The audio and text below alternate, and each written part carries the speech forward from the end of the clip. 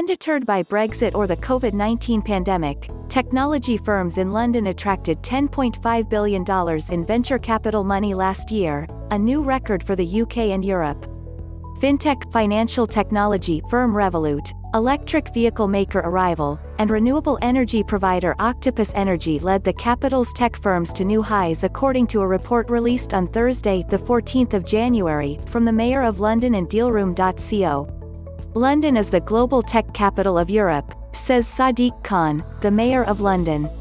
Last year the city attracted more tech investment than Berlin, Paris and Stockholm combined, according to data from Dealroom.co, which tracks European venture capital money. Behind London's tech boom is an eastward migration of venture capital from Silicon Valley. In fact, over half of the $10.5 billion of last year's funding came from non-Europeans, and 36% of it from North America. The UK has got what it takes to become the Silicon Valley of energy, says Greg Jackson, CEO and founder of Octopus Energy, which raised $527 million in two funding rounds last year. Sequoia Capital, one of Silicon Valley's foremost venture capital firms, has been expanding its UK presence over the past year. It follows other venture capitalists in moving money away from a squeezed Silicon Valley.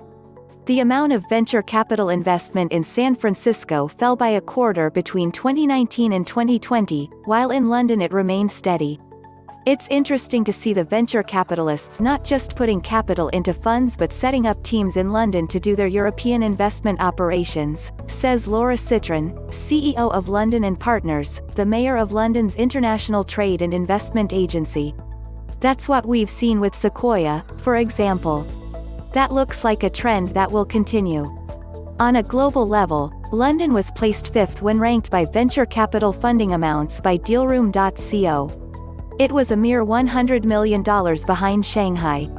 Separate figures released on Thursday, the 14th of January, show the UK's edtech education technology sector also attracted a flood of new American money.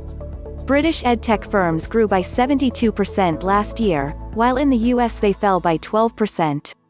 Over 40% of all edtech investment into Europe goes to UK, according to recruiter Robert Walters and data provider Vacancysoft.